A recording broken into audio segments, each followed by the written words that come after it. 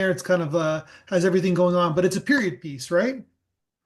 Yeah, for the most part, it's a period piece, sort of like a Canadianized version of the classic fairy tale of Cinderella. Gotcha. Yeah, Yeah, no, it's a great film, and I mean you can see a lot of resources and money and kind of time and energy was put into the making of this film. I assume. Would that be a yeah, correct assessment?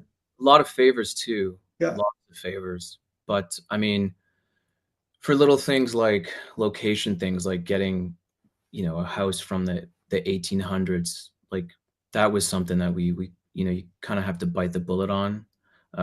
Location wise and costume stuff, I think that's where most of the finances went towards. What about the horse? The first scene is a horse. The horse. So the horse, it's funny, like we had 1 hour with the horse, and literally that first shot that you see in the film was the only good shot. That was actually the first shot that we had, and then we had about like maybe 11 or 12 good seconds of it, and then it just ran off into the distance, into the night. And I was like, if we get another one, that's amazing. If not, that's okay. But the horse that it was actually a horse wrangler. It was the daughter of the gentleman who owned the location. So when he saw that we needed a horse, he's like, "Do you need one? My daughter has a ranch." And I was like, "That would be amazing." So that was a happy accident. I just realized that we were talking off camera that you were at the romance festival. Yes, yeah, that was And me. I just realized when watching your film today that Mishka's in the film, right? Yeah, for a So brief. she the people don't know she had a film that she directed that was in the romance festival we did at the Carlton. So is that Yeah. why you were there? Is because to cheer her film on or? Well, so I was there because I produced that short film. Oh, there we Yeah, go. Okay. I Now it's all adding up. You were in the front. See, yeah, it I was meet really too many quiet. people. Now I get it. Yeah. Yeah, I was very low key. I mean, it was one Yeah. of those things where like I'm You gonna were be low key. Yeah. producer tonight and let the artist speak. But Yeah. yeah, she's also in it too, just for a very brief moment. It would have been more, but it was one of those things where it's like a lot of this film was also dictated by waiting for like the granting bodies to see if we would get money from a lot of the arts councils, and we didn't. So like when that didn't happen, I kind of had to restructure things, and that was one of the things where I had to tell a couple actors. I was like, listen, I have to pivot a little bit. So just so you know, like I still love you, but I got to go in this way now because it was here and now I got to bring it down to here. So yeah, yeah, many people were in it that essentially would have had bigger roles, but had to scale things down quite a bit. So, okay, so like because for someone who understands the and was in part of the arts councils in Canada, it seems a little too like linear. It seems too kind of I like it's too, there's a lot of story in it. I'm Yeah, not experimental enough. I'm trying to be kind here with the arts no, council. no, but I think that's the thing. It's experimental, like it just is. Not enough, I guess. That's what I'm trying to say. Yeah, maybe I think that's the thing why I guess granting bodies were so nervous about it, where on paper it's kind of like, what is this supposed to be, right? Yeah. But when you watch it, it's all kind of there. It all kind of makes sense. The payoff in the end, I hope people feel is a good payoff, even though it's a bit of a slow burn leading up to it. It kind of clicks at the end. But yeah, I mean, it's experimental, but the problem, I don't know, for me was when we were making it, we didn't have a lot of time to make it. And for something that's experimental, we didn't have a lot of time to experiment at all. Like everything you see in the short, it's very deliberate and Yeah. it's very on purpose, and it's very like it was structured in that way. So, I mean, it still got made, you know what I mean? It's at the end of the day still got made the way that I wanted to do it. So, that's all that Yeah. matters.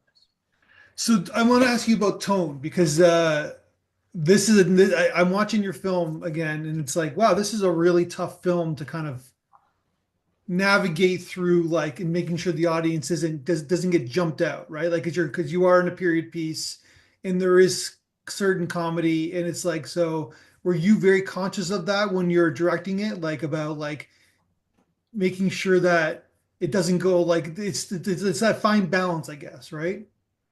Yeah, I think like the main thing, even from the get-go, and I was saying like all the sort of close people who had a big hand in this and as well in making the short, I was like, we gotta the main sort of thing with this needs to be we gotta subvert expectations. Every step of the way, things need to change.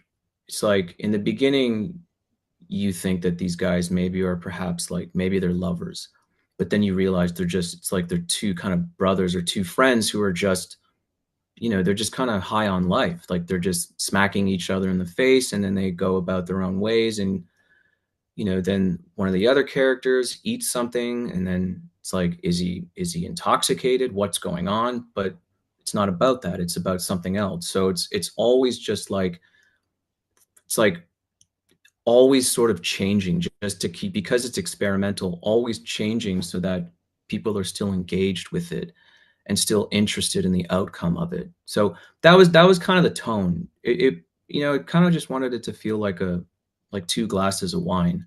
You're having a good time, but you're kind of not in control. You kind of have like this. You're kind of just submitting to the constant wave of change that's happening to you and that Gotcha. you're seeing. Did you say two glasses of wine? Maybe three. Let's say three. Then at that point, you should just drink the whole bottle. So let's say this film is like a nice $12 bottle of wine. Gotcha. So it's kind of a weird kind of drunk, I guess, right? So Yeah, yeah. It's supposed to be fun and, you kind of just have to like let it wash over you, I think. because yeah, like because it's zany. I guess I'm allowed to call zany a little bit zany. Yeah. And I mean, like, when you watch it, there's no talking until the 5 minute mark. Yeah. For like an 18-minute short film, even for me, like that's kind of a big no-no. It's like something should sort of happen within like at least a minute and 30 seconds because like every moment is kind of precious in a short film. But I think it was just something where I didn't really care. I fought for this to get made so hard that when I finally had the freedom and resources to do it, I was like, you know what? I kind of have to be selfish in a way where I kind of have to feel like I can do whatever I want to build this sort of desire to finish this project up again. So I mean, if we're going to say the experimentation where it specifically happened, I think it was just in the structure of the film where it's like, let's have talking happen after 5 minutes. Let's kind of just like have people confused for a little bit in a respectful way where we Yeah. still are respecting the audience. And then we kind of, you know, we get a sense of where we are and who these characters are. Well, it looks like a professional. It like well, it is. It's like right away. It's a professional film. It's like well shot. There's a great art direction. You're in a kind of a you we believe the place that they're in, especially for a period piece. Even the performances are great. Like costuming is great. So you're allowed. You get like from my perspective, you get a lot of liberties Yeah. when something looks as good as it does. Like they know that you know what you're doing, right? So it's an Yeah. unconscious thing, right? But Yeah. for the audience, That's good. the thing too. I think if you have a respect for the art direction and it doesn't look cheap and people can sort of see the love in that, they'll stick with it. I mean, there's a couple shots even of the party. I think it was like there's the four girls up against the bookshelf. And that's like one of my favorite shots. And that was one of the last things we did where I saw it and I was like, you know, that sort of Barry Lyndon style Stanley Kubrick Oh yeah, natural light. you're going way back, yeah. Yeah, and I think that was the thing too. I was just like, for me, I was kind of being selfish in that regard of like being a little derivative, but also like challenging ourselves to really say what can we do for this limited amount of money? Like how far can we push it? And I think we did a good job. Like we got that location for $1,000. it's a frat house on St. George Street, I think, close to U of T. Yeah. I know So those, yeah, I'm familiar with those houses. Yeah. yeah, and I mean that's those are like all historical. A big backyard, right? Like a huge backyard. Well, so the exterior stuff was done in Cambridge. That was Okay. Cambridge, Ontario, and the gentleman who owns that property, that house is, I think it was around, it was finished completion around 1832, and now he's turning it into a bed and breakfast hotel. So like the entire interior of that location was just completely gutted. All the exterior was there, but yeah, the like exterior stuff was Cambridge for the night stuff, interior party stuff that was around St. George U of T area, and then the daytime stuff was all basically North York, just a forest North York. So yeah, all pretty an Ontario film, I guess we could say, a very Yeah, Canadian film. 100%. Yeah, So tell me, okay, let's talk about your actors. yeah, Uh, so basically, obviously, they got to understand your story. But did you like, are these your friends? Did you kind of do like a casting call? I'm curious how you found them. yeah. So uh, where do I start? I mean, they're all my friends now. I guess we can. Okay, Um, you met them making the movie. I met some of them making the film. So I mean, I've known Noah. They play the stepsister in the film, Yeah. the character that screams at towards the end. So I've known them the longest. And then through them, I got introduced to Thomas, who plays one of the coachmen, and then Sarah, who is the Cinderella character. I met her from working on a commercial that I shot back in the day. She was a model in it. She's not like a traditional actress per se, but like, she has experience being in front of the camera. And then Michael Lake, that was a kind of like a casting call. We put it Mhm. out. He responded, and then I sort of liked his vibe and went with him. And then sort of the last person to come into uh, the short film was Paul Matt, who plays the I guess you could The say Lord. the Lord of the Manor with Yeah. the mustache at the end. That was just like through a Facebook post, and he was great, man. He's amazing. And then um, yeah, our wonderful butler, who I'm blanking out right now. I can't He's remember. Alex Mill. Alex Milner. Yes, sorry, too many names. Yeah. Yeah, he was great too, man. Like we put a casting call out, and he delivered, and he was so proper and just he was great. But yeah, man, that I think that was one of the compliments that we got as well, is that the casting was great. Yeah. A lot of people were like, didn't really understand, didn't really know, but they're like, I love the cast. Like we really like the chemistry was great. And I think that's the thing too, like there should be something in there for everybody. Like even if like they don't like the film at all, but they're like, wow, the music is great. So like just trying to make every sort of aspect, giving it the care and love that it deserves, I think. Yeah, like I said, it's like it's not like it's a very these your actors have to understand what you're trying to say. And Yeah. it's a kind of a cliche to say this, but you don't want them to be in two different films, right? Like, Yeah. Well, you know what, man? We didn't do a table read with this one. Um, like everybody was so busy, and I mean, this was made in kind of like over a 2.5 year span, where it's like we didn't have time to do a lot of things, like I was saying, and one of them was just like we don't have time to do a table read because this person's here, this person's there. So I think it was just I was having individual phone calls with people and just saying like, listen, this is what you're going to do, or it's like I would send them clips of things to watch just to have like a sense of energy of like how to present themselves, and that was kind of it. So I don't know, in a weird way, I don't know if that helped or if it made it worse, but everything that we were kind of doing was like brand new and real time. Like because we didn't do any rehearsals. So it kind of felt the way that like life is. You show up and you do it and you bring yourself to the scenario and you respond to it the way that you kind of feel in the way that you are in the space. So So costume design, obviously you're in a period piece, you're in a certain period with certain kind of like Cinderella-esque kind of concepts. I don't even know if that's, but where did you find your costumes? so the so for the daytime stuff, um, so basically the costumes for the coachmen, that was custom stuff.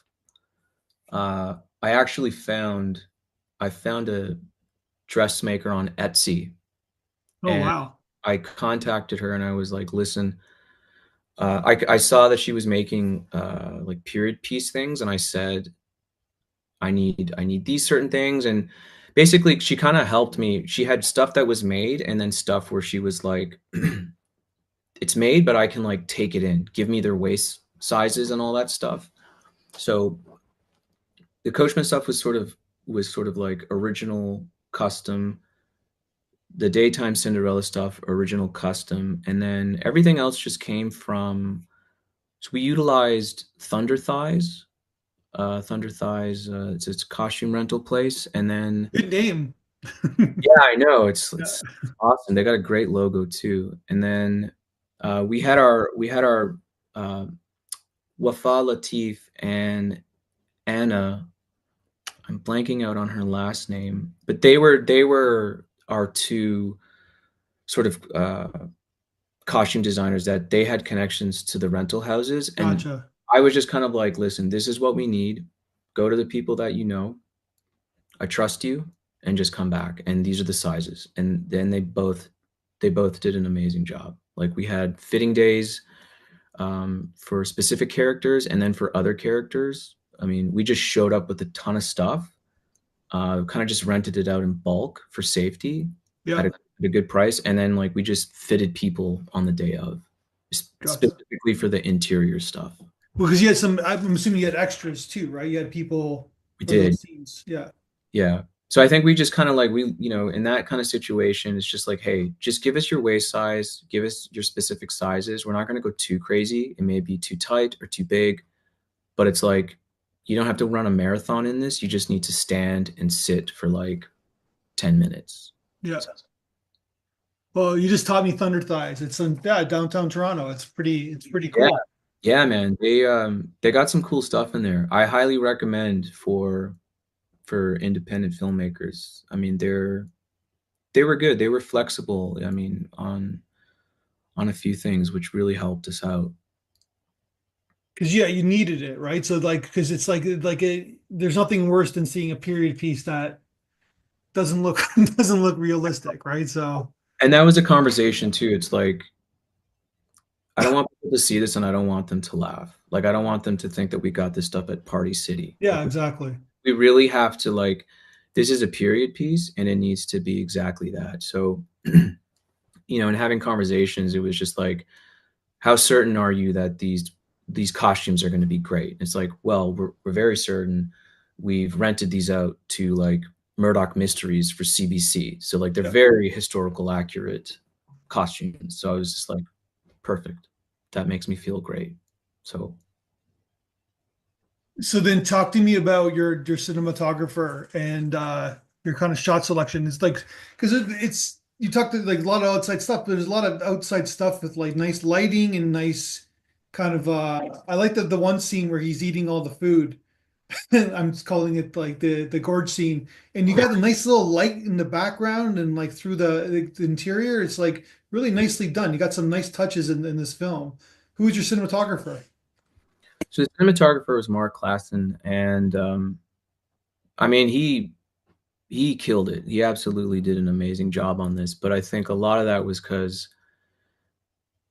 we had if anything was planned the most, it was the shots and we had a lot of scout days to pre-plan a lot of these things. And I mean, for him, he has an amazing background in documentary filmmaking. Like he has such a strong approach to how he captures people's faces and how he'll have like those, beautiful locked in shots, but then does like very cinema verite handheld stuff. And that was like the conversation I had with him. As I said, this needs to be a period piece that feels like a documentary, that feels like cinema verite, where it's just like very fly on the wall, very handheld, very just loose. I think that balance of having that sort of high class, the costume design, but this kind of run and gun handheld vibe at certain times, that was a good dynamic, I feel, to make it interesting. Because you get period pieces and everything is always so proper and locked in, and it's just Yeah. like lots of like wide shots where it's just you never get to really see the faces of the characters. And I mean, I think with this it was just having a docu style approach with this entire film, with moments of like beautiful locked in shots and zoom lenses and tracking. So yeah, that was the approach that I had with him. And then with lighting, I mean, I just said, do whatever you want, man. As long as it's in focus, I don't care. We took shots, we took pictures Yeah. for pretty much 90% of the shots that we got, and then I locked it in a storyboard, had it in my director's book, and then we just followed the schedule and yeah, composed the frames accordingly to how they looked on set. This I'm giving a teaching moment right now for filmmakers making short films or independent films. What you just said about your cinematographer is fantastic. You had a plan. He trusted you. You knew that you were a professional, but you gave him creative freedom. And Yeah, cinematographers love when, like, yeah, just light what you want to light. yeah. They love hearing that. I mean, I think like as a director, if you're caring too much about the lens and the camera, like you got to be focusing on the actor and the actors, and you got to focus on the schedule, and you got to know how much time you have to get things. I mean, it's not like when it comes to camera stuff, my only thing is like how much battery do we have left, and can I go on another one, right? That's all I care about. Like I don't really care about the camera stuff. I think it's interesting. I like watching camera tests to get an example of like if you're making a film, how the film can look if you use this approach. But I mean, that's why you hire cinematographers, art directors, and everybody else. That's their job, you know? So giving everybody freedom is the best thing, is the best formula for good filmmaking. But it's With, hiring the right people, though, right? yeah, So hiring the right people and giving them freedom because you hired them for a reason, because yeah. you admire the things that they do. So it doesn't make sense to put them on a leash when you finally have them in your presence. So So it's okay. So you got the film shot, and then you go into editing. So what's your editing plan for this film? so I mean, I was the editor on it. Um, Most of it comes just because it's a budgetary thing, but like I'm also like full-time editor for my job. That's what you do, right, for a living? That's what I do for a living. I mean, it's like I come from the post-production commercial world. So when it comes down to the line in certain things like this, I'm the best editor I know because I can at least incubate it and, you know, I was there. I know the shots, I know the best takes, and it's just like for me that makes me feel much better. I know for some people, sometimes it's like, well, you shouldn't edit your own films because you're gonna fall in love with the footage and you're not gonna be disciplined. Yes. But I mean, for me, I don't know. I feel like I'm past that. Like I'm pretty honest with myself where I could say this isn't working or this shot is terrible. Like it Yeah. needs to be killed. So I mean, in a perfect world with a bigger budget, yeah, hire somebody else to do it. But as an independent filmmaker, if you have that discipline, you could do it. You could Well, totally. if you go to your website, which we'll link on the podcast, like you've edited a ton of stuff and a lot of commercials. You even edited the Ozempic commercial that my son doesn't understand, and that even. Dude, well, I didn't understand what it was when it first came out. I was just like I got this script before, and I'm like, what the hell is this? And they're like, ha, this is the next big thing. Just you wait and see. And I was like, Oh, okay. this is before you got this before the big. I Okay, yeah, I got it before like it was like a thing in social media or like with celebrities. I had zero idea what it was. I've worked on a couple medical things where I just like for me I just don't care. Like I have the deadline, I got to get it done. And then like I've worked on like a ton of things and then I'll like I'll see it on my news feed and I'm like, "Oh, yeah, that's what it is." I'm like, "Okay, good for them." I'm like I'm sometimes I'll be like, "I wish maybe I invested in that in those stocks before it yeah. exploded." I'm like, why didn't I do that?" So, I don't know. I got Well, to that could have been a conflict of interest too, right? So, yeah, Yeah, I mean, I'm not with that company yeah. anymore, so I could have apt like, but it's all good. No, just because we this quick segue is that we watch a lot of Wheel of Fortune with my kids. My kids are young, like under both under 10. And so to learn like kind of like language, because they do French immersion, to do English, they really like Wheel of Fortune and Ozempic commercials and are always there. So your commercial will pop up, even now will pop up. Yeah, Like, I yeah, did. Yeah, it's so funny too because yeah, they had French talent. So it's like they shot it. They have the shot locked in. They'll have the English talent, and then yeah, they'll literally swap them out. yeah. But then they'll have certain bilingual actors who can do both. So it's just like coverage of them doing English and then coverage of them doing French. So yeah, and that's also the thing too, man. Like I've edited a lot of French things that I don't understand French. I'm not like I was a bad student. You know, Yeah. I never paid attention in class, but you know, you follow the script and you do it, and you follow the energy too. Like it translates over no matter what language. So you're like you know what you're doing, right? So the editing you know you're doing. Did you do the sound design as well? No, no, no. I We had a team at the facilities called Audio Process in Toronto. They were the ones who did the sound for us, and they did an amazing job. Um, there was a lot of empty spaces in there that they, you know, I said, you know, um, bring your imagination to this. It's experimental, so you know, whatever you think, go for it. And then they did it. They did an amazing job, and I think the formula for the sound in this film was like we added a lot, and then it was just okay. Let's remove this. Let's remove this.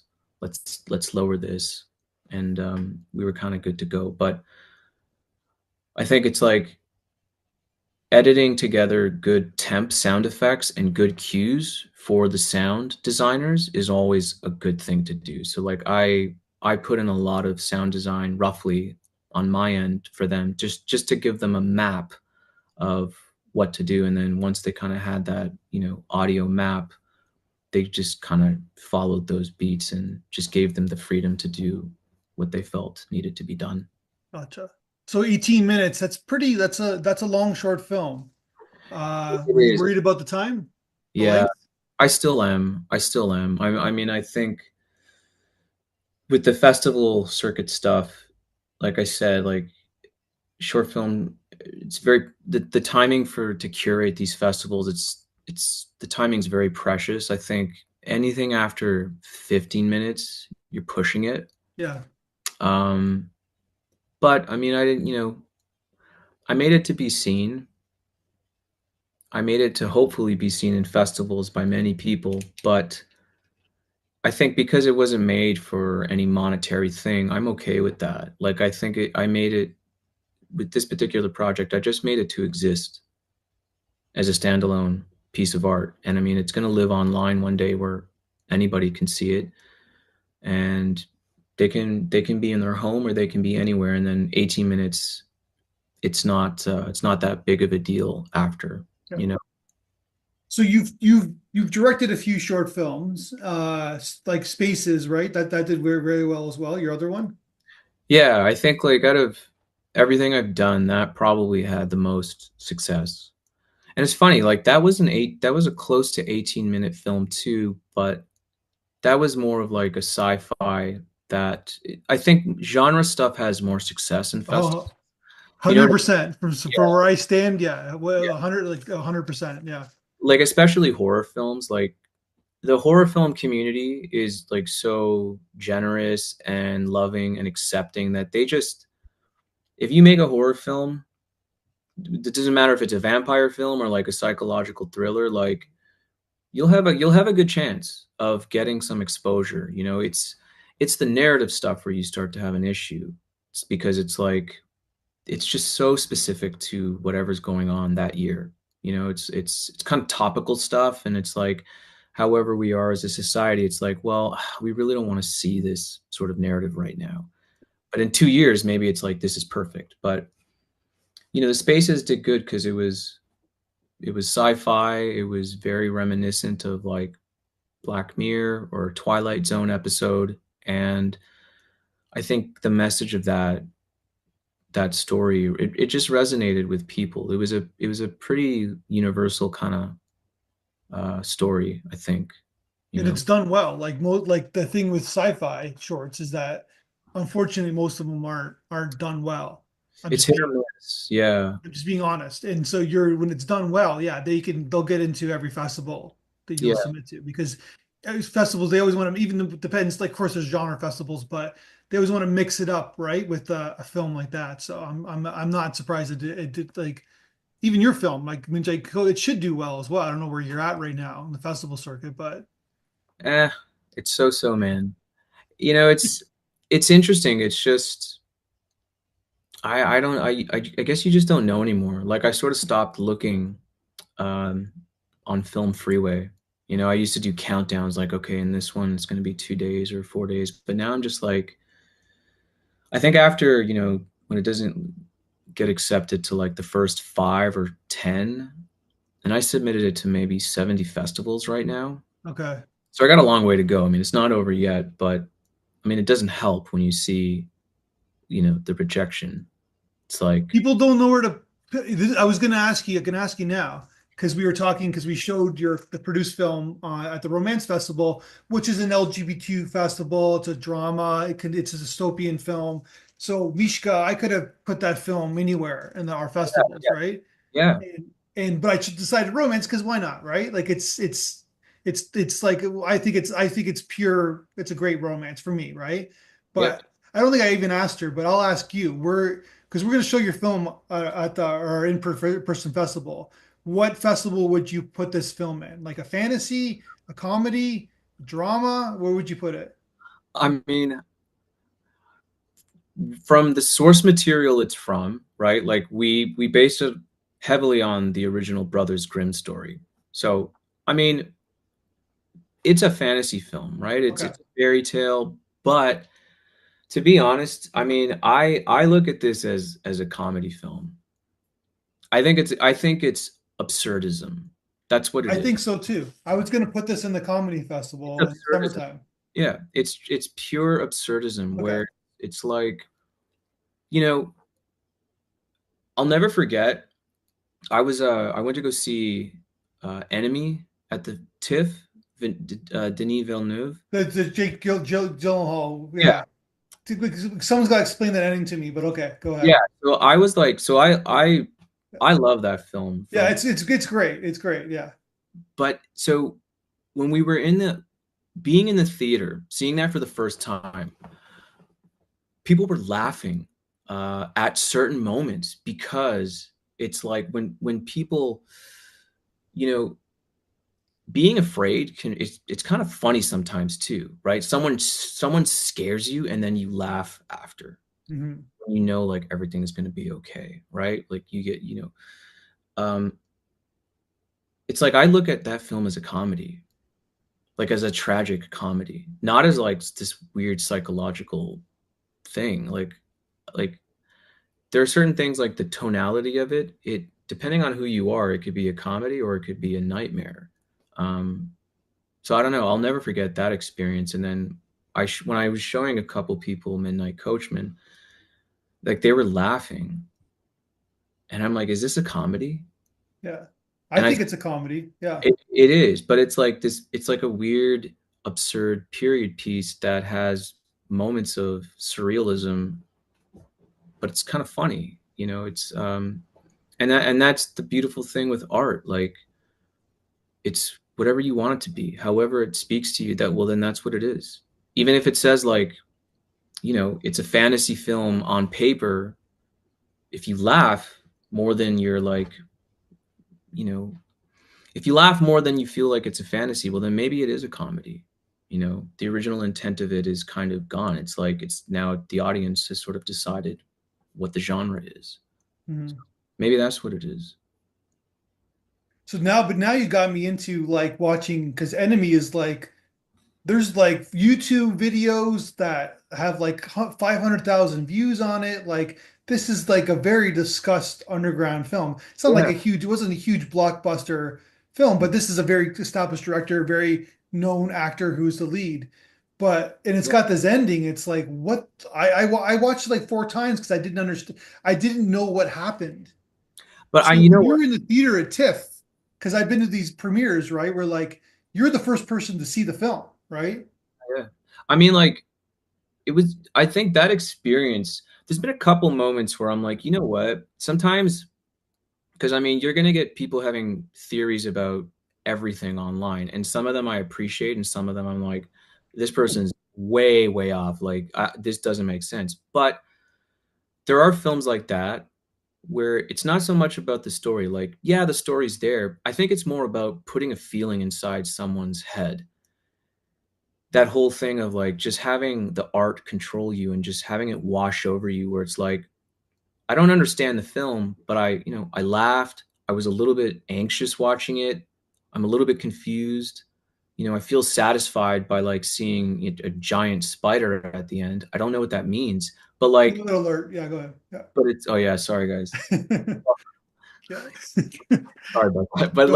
like you walk away with like five different feelings inside of you. And I Yeah. think sometimes that's what cinema is too. It's more about walking away with these feelings, just I don't know, kind of reminding you that you're alive. I mean, most of us, it's for some of us, every day is kind of the same. It's mundane. You go see a movie, and it's like you're feeling all these things, and it's like, oh yeah, like those feelings are inside of me. They take a while to kind of come out, and certain films can do that to you. So Mhm. yeah, it is like that absurd filmmaking Yeah. that makes you laugh and cry and everything else. Well, I'm gonna like I understand from someone who's been doing festival programming for a long time. I understand people don't know where to pigeonhole your film, and they got to watch the whole thing as well. And it's like, listen, festivals can become lazy. So I understand that there's a certain frustration on your part for this film, whereas like say your other films like have more of like a gimmick genre, meaning that it's like it's easy to kind of like say it's that film, right? In 2 seconds, where your Yeah. film is like, how do you even describe it, right? So Yeah. I don't know. I think for me now, it's kind of fun. Like good. I'm something. glad you're like because I know it costs money to submit to festivals and Oh yeah, yeah, yeah. I think, and that's the thing too. Like I start seeing you start seeing the not accepted thing, and now like I laugh. Now I just laugh. Like that's now I have like this new feeling that I never thought like I would kind of just um get this humor from the rejection. You know what I mean? It's like one after the other, and you're just like, it's funny, it's absurd. I don't know. It's interesting, but I think in the end, it kind of doesn't really matter. I think you make it for people to be seen, and no matter what, it'll get seen. You know? all right, well, so we're gonna show it at our. I'm gonna send you something official in a couple months, but we're gonna show it at our comedy festival in the summertime, and we'll see what happens. Yeah, And yeah. Maybe people will cry. well, it's one of the things like one of the well, not. problems, but one of the things is that when you show like a romance festival, like you went to our romance festival, people are expecting romance. Yeah, yeah, yeah, yeah, When you go to a comedy festival, people are wanting to laugh. So yeah, you can give them things and they're like, oh, I'm supposed to laugh. Okay, I'm going to laugh. yeah, I'm not saying that they're sheep. I'm just saying that there's that it's that cause and effect, right? We're expecting something and then we react to what we're expecting, right? So yeah. But man, it's like I said, it's anything can be a comedy. Like anything. Like well, yeah, almost anything. yeah. I mean, if if if you're an absurdist. It's all about the lens that you use, right? Like it's all about Yeah. yeah. Comedy's laughter and sadness, right? So it's basically what how you kind of combine those two and right. So I'll tell you one funny story before we get because I just read Quentin Tarantino wrote a book about like his 70s kind of like for way into like understanding movies. I don't know if you're a fan of him or not, but it's like an interesting Uh, book. And yeah. he talked about Taxi Driver and he was there and it was like his mom dated a lot of black people. You can see it even in his movies. There's a black influence in his movies where all our boyfriends were but black, so they would take him to the movies. And he went to see Taxi Driver an all black audience, and Yeah. it was him and 100 black guys and a white kid like him, and everybody was laughing on the floor during Taxi Driver. And they Because thought this Travis guy was a fucking fool yeah, and an yeah, yeah. idiot, and they were just laughing at him, right? So Yeah. Well, I mean, that whole film in itself is a you could teach a whole university course on that. Even from like the way like how they did test screenings and a lot of people were like Harvey Keitel cannot be the pimp because this is not the reality of the scope of like New York City right now. This is just not how it is. And I mean, it's funny. I My theory about Taxi Driver, and I haven't said this to a lot of people. I think that Travis Bickle is a cop. I think he's in like a secret FBI agent. Watch Taxi Driver with that scope.